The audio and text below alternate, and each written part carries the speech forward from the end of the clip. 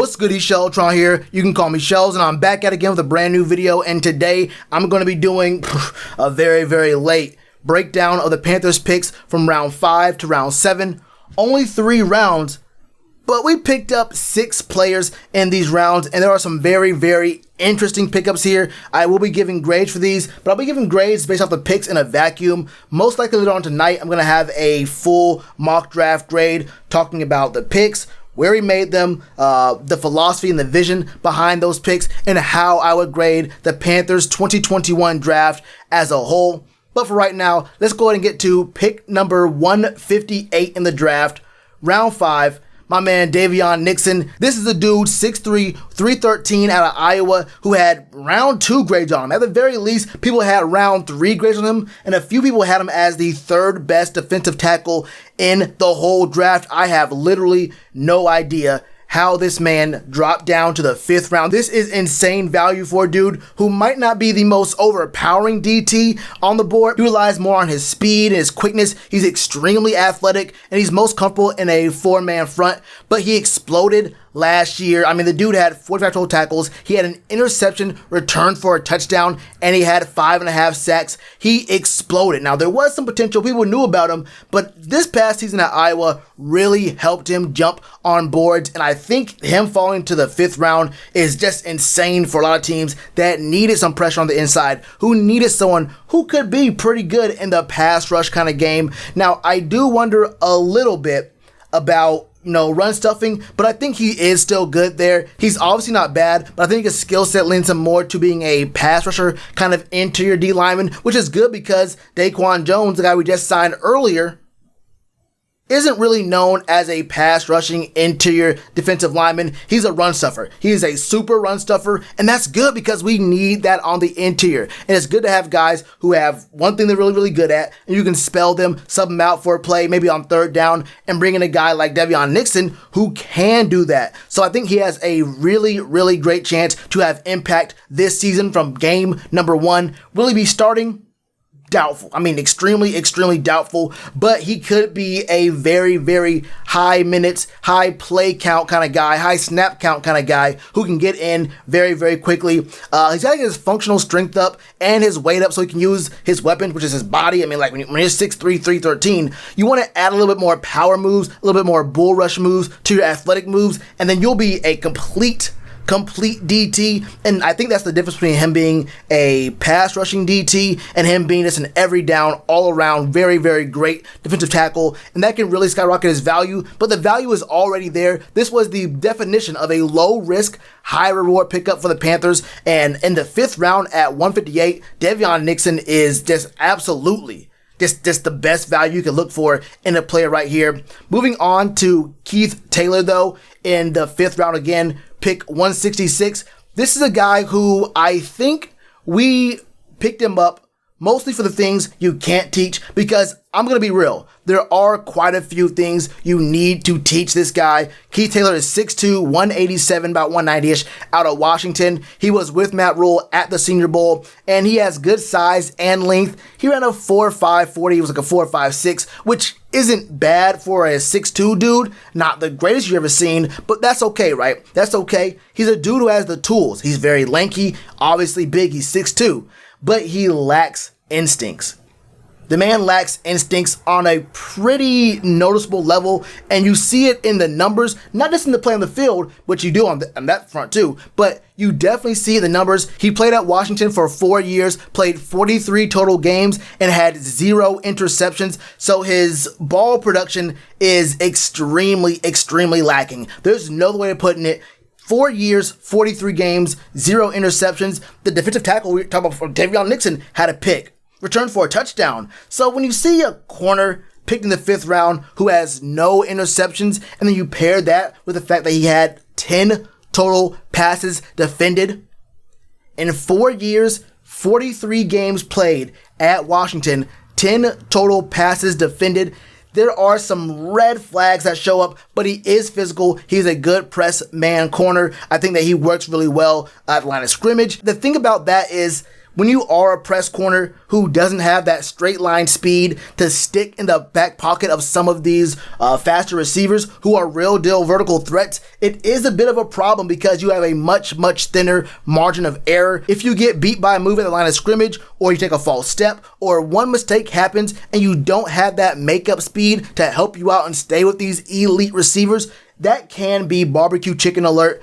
right there. But I'm not overly worried about that right now because this was obviously a pick where the coaching staff said, look, we can get a guy who has traits you cannot teach. He's tall, kind of big, and he has long arms. If we can get him in here with Phil Snow, secondary guys, and we can make him have a little bit more instincts, have him have a little bit more ball skills to actually catch the ball or at least knock it down, then he can be a pretty big factor for the team. And in the 5th round, it's okay to find guys who are projects. It's okay to find guys who are raw talent, who have things that you know you can work on. And if you have a very straightforward approach to how you want to fix those things, you can definitely get something out of these guys. We have been trying to go for a lot more guys in secondary. Last year, we got a few guys in the secondary, and it's showing once again we are trying to find anything we can at that spot. And I have no doubt we're going to keep fishing until we find something we like here because we got JC Horn, right? We got AJ Bouye for a couple years. We have Dante Jackson for this year. One way or another, we're going to find our CB2. And if we have two dudes who are big body guys who might be able to press at the line of scrimmage, that can be very huge. And that can help out our safeties. And their presence right there pressing can also buy the front 7 just that extra little bit more time to get to the quarterback and create sacks and get us better field position. So I like this pick, Keith Taylor. I actually did not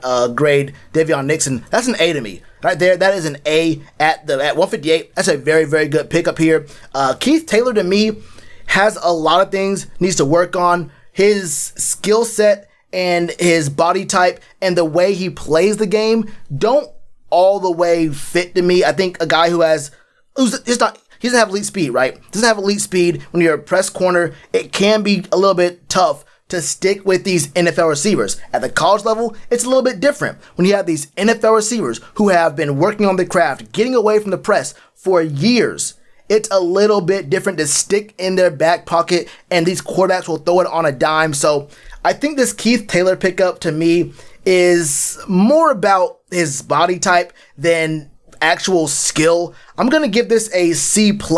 I don't hate the idea of getting a corner here. I just don't think he's proven at any point that he's someone who can get production on the ball in the air. If he can fix the instincts, then I think he could be a very good pick right now. I'm going to say C+ because it's better than average because of the body type, but I'm not seeing speed or production or really the instincts to get to the ball and create turnovers for the team. So not a bad pick, but I'm not like super duper in love that like I gotta have him 100%. There's no one else I would have rather ever get in my life. Keith Taylor will be a nice project to see what we can get, and I want to see what it is too. I would definitely want to see what we can get out of Keith Taylor. But moving on to pick number 193 in the draft, round 6, Deonte Brown. Now, this is the dude who I have absolutely no idea how he fell to the 6. I said the same thing about Daviyon Nixon, but Deonte Brown, a guard out of Bama, 6'3", 350, call this man IHOP. He will be getting pancakes each and every game he plays. He has instant starter potential written all over him. And if you don't believe me, just this man was manhandling. He was sunning Derrick Brown in college. And you know how good Derrick Brown was. So, I mean, look, we have a guy right here in Deonte Brown who I think had day 2 grades. He is absolutely disgusting. He's a big dude. I think his teammates called him cornbread. I'm going to call him IHOP. That's what I'm going to call him. I'm calling him IHOP. That's just how it's going to go.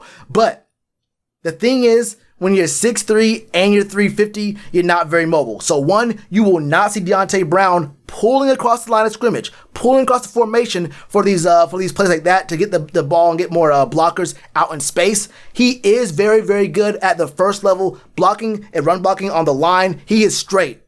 Now, it takes him a little bit more time to get to that second level. You may even see him never get to the second level on some plays. He's just not that athletic. He's a big dude. He's a real big dude. And I'm not calling him not an athlete. I'm just saying when you think about guards and tackles who can get to that second level and start blocking the linebackers, maybe even a safety out in space if they're playing in the box, You're not going to see that out of Deonte Brown, or at least you haven't seen that yet out of Deonte Brown. His role is to dominate the line of scrimmage, mostly in a stationary capacity. If we do see him out on athletic plays like pulls or blocking up to the second level, it would be news to just about everyone who watches him. He has not done that consistently. It has not been a point of strength for him, but he is still just like I said, potential instant starter. You don't need to have a guard who can always pull. You don't need to have a guard who's blocking safeties and whatnot every other play. This is a brick wall. This is a huge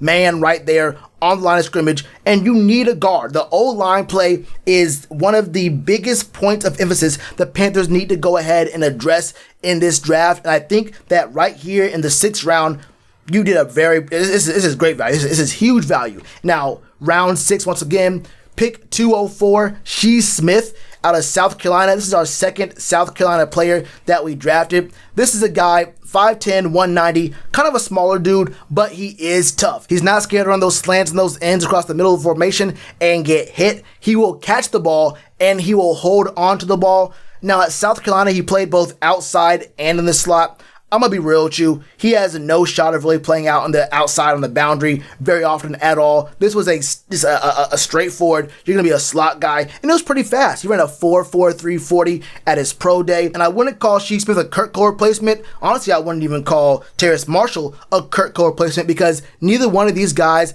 brings the straight up running ability, the threat in the run game that Curtis Samuel had. That is what set him apart. He actually played straight up running back.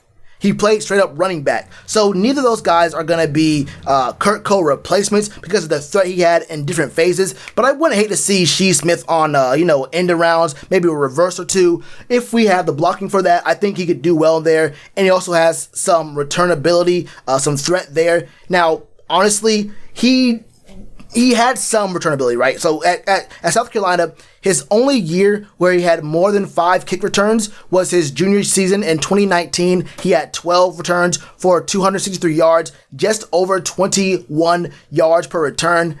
His other 3 years, freshman year, only 5 returns, sophomore year, only 1 return, last year, only 3 kick returns, and he has never, ever, ever returned a punt in his college career. So when you look at 21 total returns from kickoffs in a 4-year career in college, I understand this past season was not as long as you would like for it to be. And I'm pretty sure there was a lot of injuries along the way for Shi Smith, but there is value in the kick return game.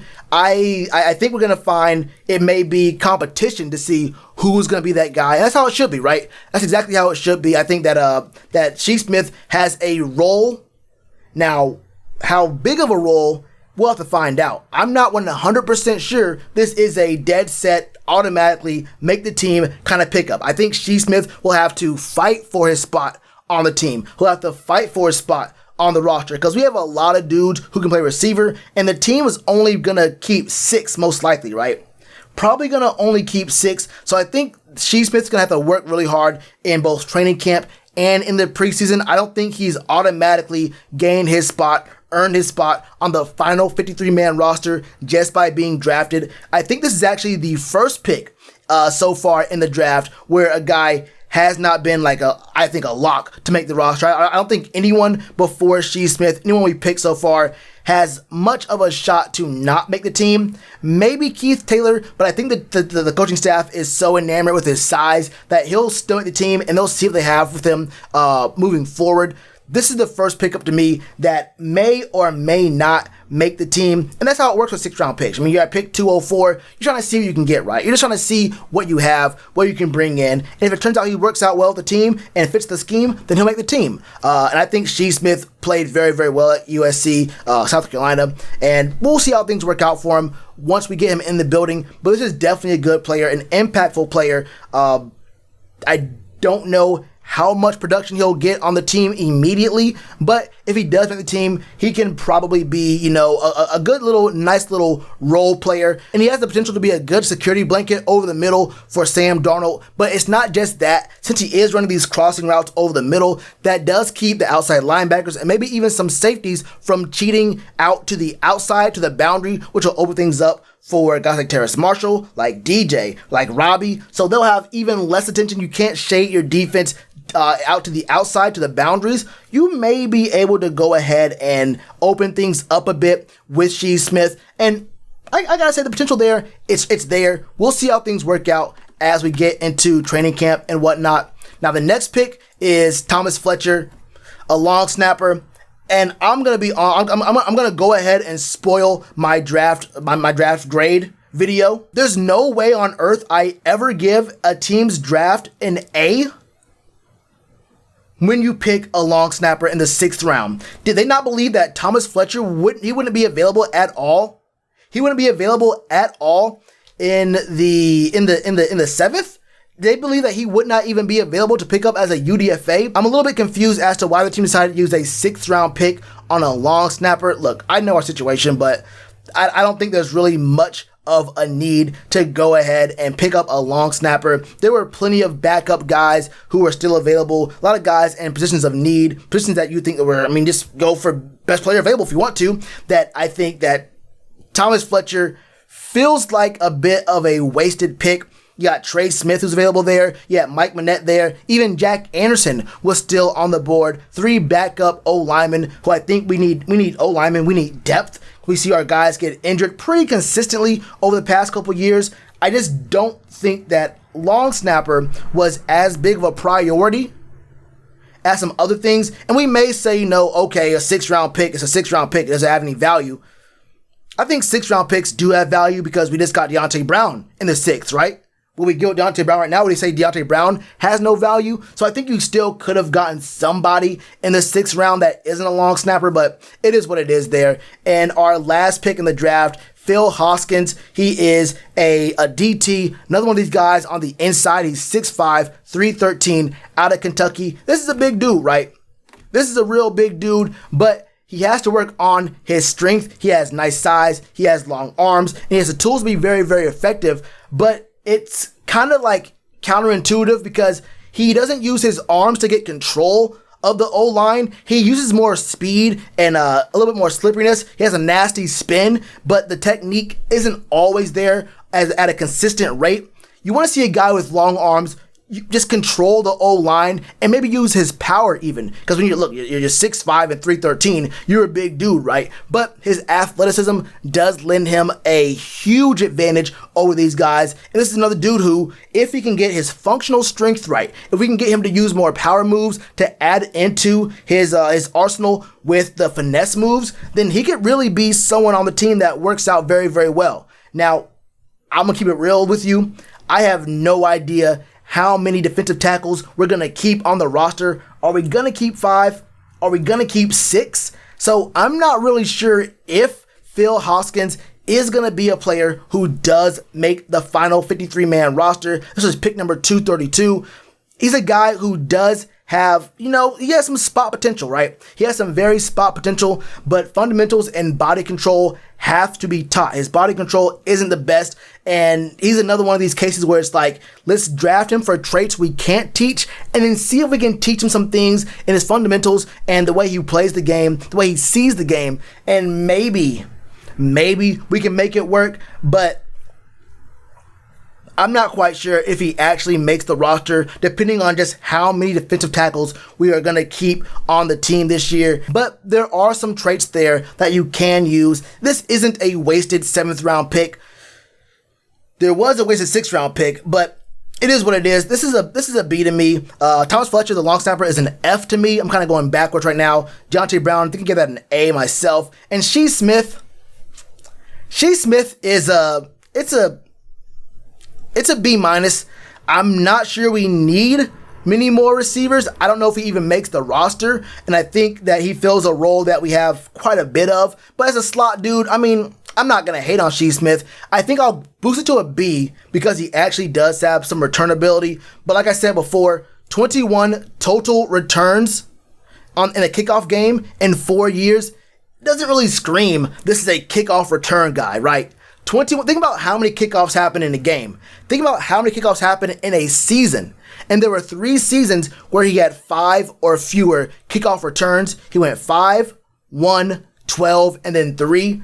This doesn't seem like the kind of guy who is going to be a high volume, dead set, obvious kick returner at the pro level, although he does have experience. But overall, rounds 5 through 7, given where they are, given the kind of value we got and pick 158 with Davion Nixon, with 193 with Deonte Brown, I think even Phil Hoskins has some potential, and then Keith Taylor with the body type. You could work with that you could work with that sometimes. I think this was a pretty good day 3 for the Panthers. I think they did very, very well for themselves. You found yourself, I think, a starter right here. You found yourself a starter, and you found yourself a guy like in Davion Nixon who could definitely be a season 1 contributor on a much higher scale than I think other people might be assuming. I think he can definitely rack up some of those snap counts, and he can really become someone who we see, if not regularly, then with enough regularity to where it's like not a surprise if you see Nixon on the field, right? Overall, very happy with rounds 5 through 7. I feel like we got some really good value here, and the team should be happy moving forward with how we address the back end of the draft. Like I said earlier, I will have a full draft grade for you guys, breaking down how I feel about all the picks as a whole before I did them as a in a vacuum. And I'll talk about how I felt about the draft strategy, the vision, the philosophy behind the picks and whatnot. And I'll talk about how all that affects the team moving forward. But for right now, that's all I got for you. Daviyon Nixon, Keith Taylor, Deonte Brown, Shi Smith, Thomas Fletcher, and Phil Hoskins for the Panthers, rounds 5 through 7. You gotta love it. Anyway, y'all, let me know all your thoughts in the comments below, and you already know what to do with that like button. Cheers to you, appreciate the chance. Been told y'all I been the man. Been told y'all I had the gift. Tell a friend to tell a friend. Real ones gonna recommend. Count this as another win.